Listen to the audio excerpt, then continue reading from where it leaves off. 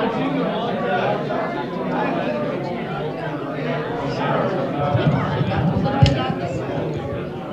everyone. If I could have your attention, please. If I could have your attention, please. My name is Cheryl Russell, and I'm the president of the Bristol Republican Women. I want to welcome you out here this afternoon. At this point, I want to introduce Senator John Lombard. Oh. That was a pretty good direction. I want to first off say thank you to everyone for being here. So I look around and I see our candidates, our fellow candidates. I see the man of the hour, and frankly, he'll probably say the most important person, his wife. Thank you for being here. I would be remiss also if I didn't say thank you to my wife for being here. Lisa, thank you. It is because of you that we do things the right way in Tennessee. That's right. It really, really is. It is because of you that I think Congressman Rowe would say we're a shining star. That we have the lowest tax in the country. We have an education system that's growing faster than anyone else. We do have problems. We do have problems, and we're going to address them. Frankly, Bill Lee, your latest ad really talks about something that hits home. And he talks about, we're good, but we need to go past that and go from good to great. And I think that's what he can do. And I'll tell you what, someone that is also helping us go from good to great, a voice of reason. You know, we are so proud of you, Congressman Rowe. When we look at Washington and see what's going on, we look at somebody who frankly has Tennessee roots and Tennessee values. And you get that, you understand that. We are so proud. Thank you, sir, for what you're doing.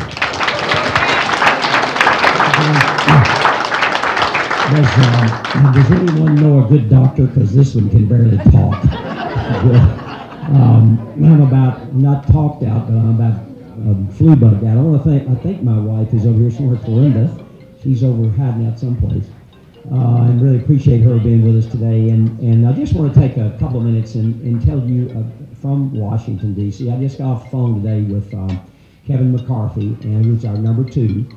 And basically, this election is still wide open.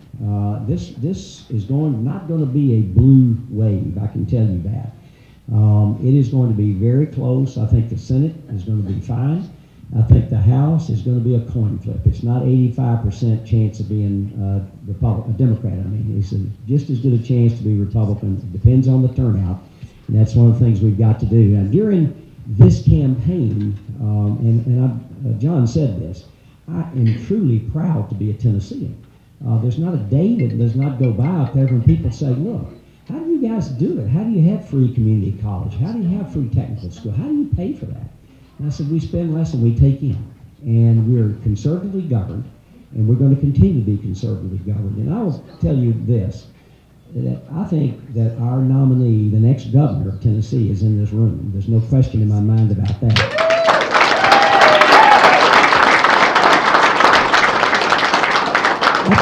I think that he ran one of the best campaigns I have ever seen.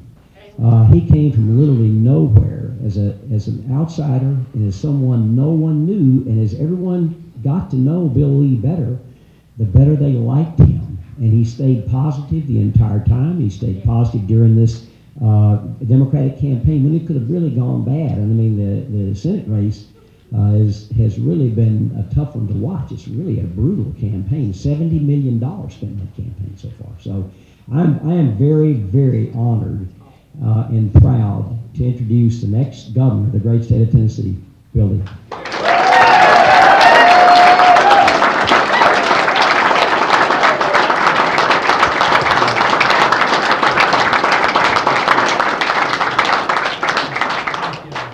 Thank you very much. Thank you for that introduction. I see that. Aren't we proud to have? Aren't y'all proud to have him in Washington D.C.? It's a strong leader that you have. You know, folks like me who've never run before have been inspired by leaders that we have in our state that have had conservative values and have represented Tennesseans well. And John, thank you as well for what you do. And there are many folks in this room that are servants and public servants, and I'm grateful for all of y'all. Honored that everybody be out here, such a crowd. Yes, I would recognize my wife right there, Maria.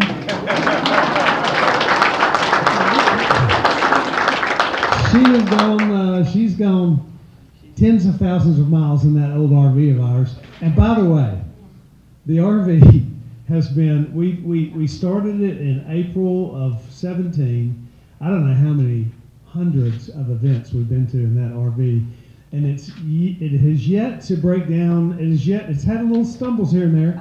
Air conditioning didn't work, or this didn't work. But we are 1 week away from the election, and today was the first day the RV broke down, and we missed an event from the RV. Can you believe that? Now, because we had some guys around us helping us out, Maria and I made it to the event, but no RV. But we got it fixed, got the tires changed, and we're back here today, so thank you. Honored that you came out. Really grateful to be in the spot that we're in. Most of you, many friendly faces in the room that I see and have known, and y'all have been so supportive of us for this long journey. A few I haven't. I'll give you a real brief bio and say a few words about where we are in the campaign and how excited I am to be here and where we are. For those who I haven't met, I'm third-generation cattle farmer from Middle Tennessee, deeply involved in the ag industry my family has been, which is an important part of Tennessee's economy. I'm a businessman who runs a heat and air conditioning, plumbing, and electrical business, and we employ about 1,200 skilled tradespeople, and skilled trades is something that we've neglected in public schools for way too long. I'm excited about the idea of bringing vocational and technical and agricultural education in a more meaningful way to our education system. So I'm a farmer and a businessman and a guy who, in part because of tragedy in my life years ago, that God used in a very powerful way. I'm a person who really has come to believe the highest call for my life is to serve. And years ago, when that perspective change occurred through struggle in life, like many of you have had, I got involved in nonprofit work, and I always share two stories.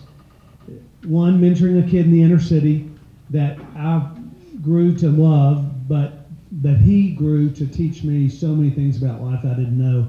And one of them was watching, as he moved from one school to the other and his whole future changed, watching the power of of a good education in the life of a child. I became an advocate for education. Every kid in Tennessee ought to have an education that transforms their future. And right now they don't, but we can do better, and we can get there. I got involved in public policy around education. That started me thinking about public service. Mentored a man coming out of prison for many years in a reentry program that introduced me to the realization that 95% of everybody sitting in a prison jail cell comes out into our communities, and how we deal with them on reentry profoundly impacts you and me and public safety. So I was a private citizen who became engaged in public policy around issues that matter to every single Tennessean. And that caused me and Maria to pray about this idea of running for office, which is something I've never done in my life and never worked for the government, so came completely from the outside. But we did pray about it. We heard and we decided. And we bought that old RV a year and a half ago, wrapped it up and took off. And since then, we have had a remarkable journey. 95 counties in 95 days, a tractor then hauled up to Mountain City and driven 758 miles to Memphis with Maria in tow in a white pickup truck to talk about rural Tennessee. And I'm a product of rural Tennessee, and it matters a lot to me. It has in my past, and it will as governor. So we did that rural road trip. We did a Faith in Tennessee tour, from going to 35 faith-based nonprofits from one end of the state to the other. My faith in Christ is the most important thing in my life. That will never change. And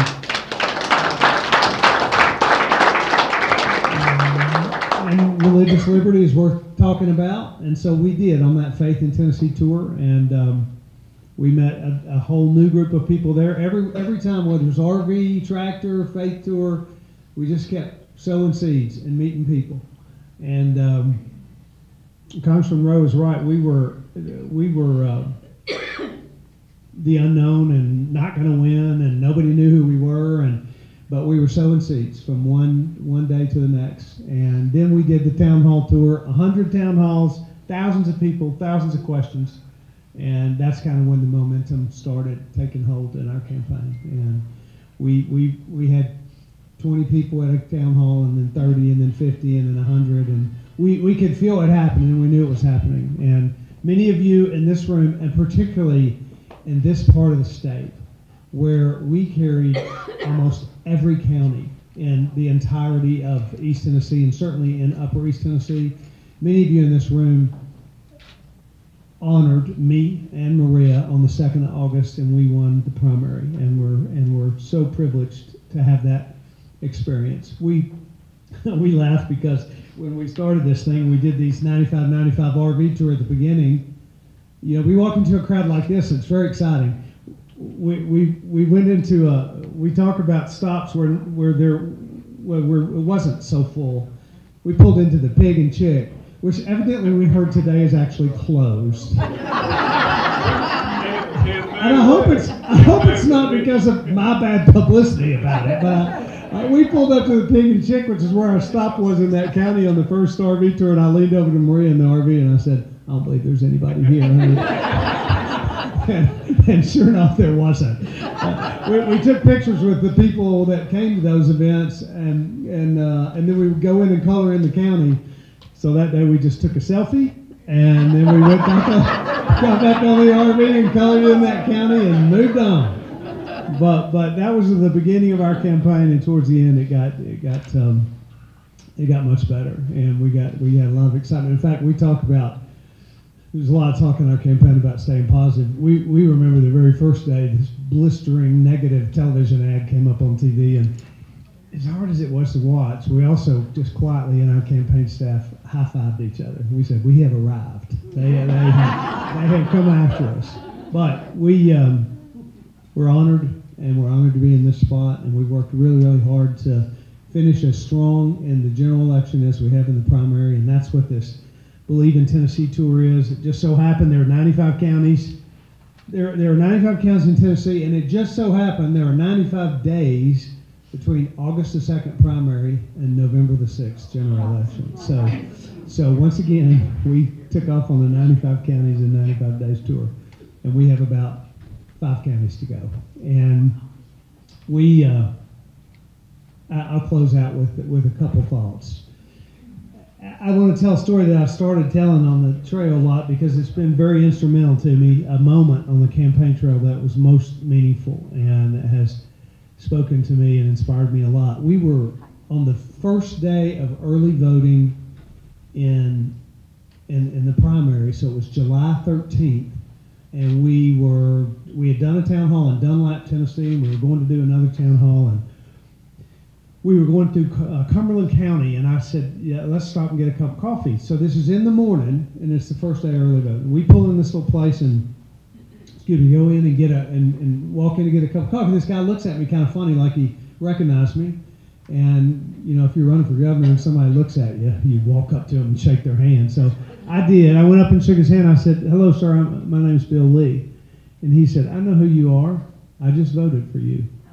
And I kind of got choked up a little bit, and it took me back, and I said, can we take a picture? And we did, and I told him thank you, and I walked out of there, and I share that story because it ended up being just a really important moment for me in the campaign, because I walked out of that coffee shop and back in the RV, and I thought about it, and I had the humbling reality come over me that there are thousands of people right now walking into voting booths all across the state of Tennessee, people that don't even know me, and they're pushing a button and placing and put next to my name, they're placing their confidence in me to lead at the highest level of the executive branch of government. That is a very humbling reality, and it's inspiring too, because I kind of walked away from that encounter thinking, I don't want to disappoint that guy. And moreover, I don't want to disappoint those kids in the inner city I've worked with, or those farm kids that are hoping somebody will pay attention to rural Tennessee, or I don't want to disappoint plumbers and school teachers and farmers and small business owners. I found myself thinking, you know, people, they put their confidence in leaders to live their lives and to serve in a way that impacts their life for good. And I remembered that day why I got into this in the first place. And it cost me all the more to work hard to win that primary and to win this general election, but moreover, inspired me to think about what it means to serve. And so we're doing this Believe in Tennessee tour. We're almost done. We got 8 days to go. Praise the Lord.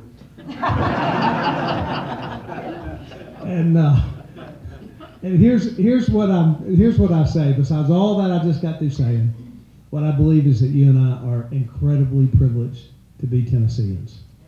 My family came here in 1796. I love Tennessee, but the last 2 years I've met thousands of people, and I've come to love it more than ever. And we're fortunate. We have leaders in Congress. We have leaders in our legislature. We have a governor who's been a great leader, who men and women who have laid a foundation for those of us who are coming into a place of leadership now. And we're really privileged to be Tennesseans. We're the envy of states in a lot of ways. But I am a business guy who does always work on, you know, continuous improvement in our companies. And I did read a business book 10 years ago called Good to Great. And the whole premise is that good is actually the enemy of great. That we can get satisfied and it prohibits us from going to the next level. But here's what I believe. In spite of what a great place Tennessee is, we can be better. And not only can we be a better place for the 6.5 million people that are our neighbors, but I believe Tennessee can lead the nation. If we have the right leadership, we can lead this nation. We can show other states how to address the greatest challenges of the day. Because all states have them, but only some states lead. And we can be one of those states. And finally, I'll say this. A governor is not going to change a state. It isn't because we get the right governor that this state will lead. It's because we get the right leadership that recognizes that this is a government of the people. And that when government engages with leadership at the local level, all across the state, engages with the nonprofit community, the private sector, our faith community and churches, when government plays its right role of protecting and defending our rights and our liberties and freedoms, and then engages with the people, that's how we will change this state. And that's how we will lead this country. And I would be honored to serve you and be in that spot of leadership. I'd be honored to be your next governor. And I'm honored that you came out today. So thank you very much for being here.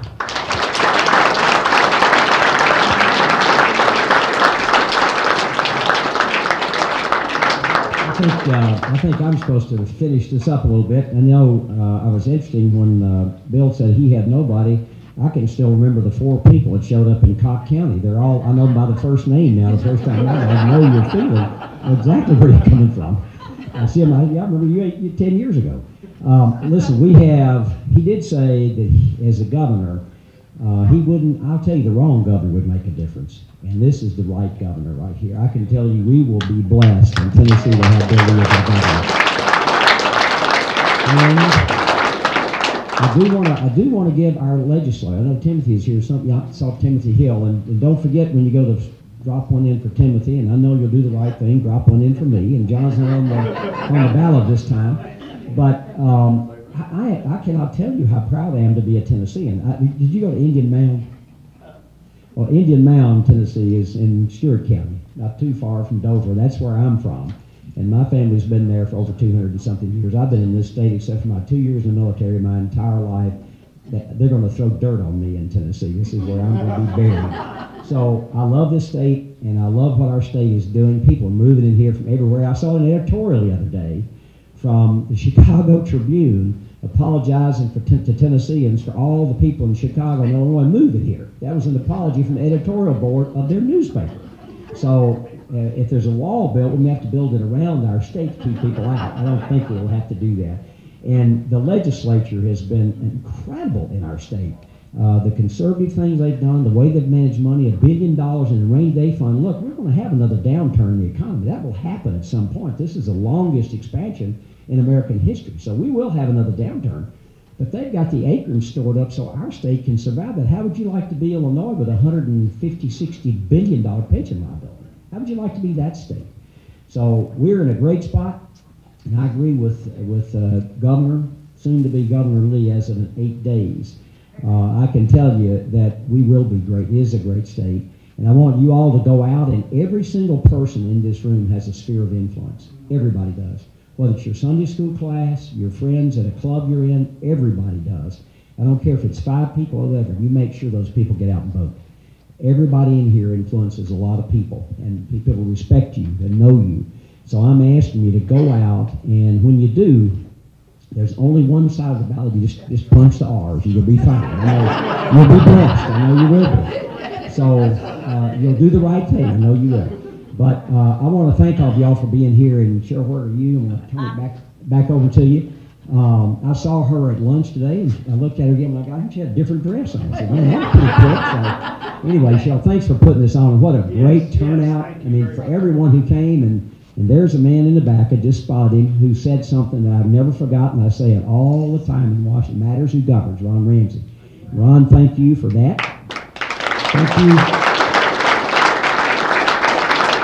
Thank you for all those counties you went to when nobody said that we could hold the legislature in the House and the Senate, and that man right over there put his mind to it. And one of the reasons this state's the way it is right now, I firmly believe this in my heart, is because of Ron Ramsey. And I can't thank you enough. Thank you, Congressman. Thank you all for attending here at our headquarters. We appreciate you being here. So excited and so honored to have our next governor. They called me last Tuesday about 11 a.m. and said, how would you feel about having Bill Lee there next Monday at 4 o'clock? Can you do it? And I said, oh, yeah, I can do it. We're Republicans. So thank you for coming. Thank you, sir. We appreciate you being here.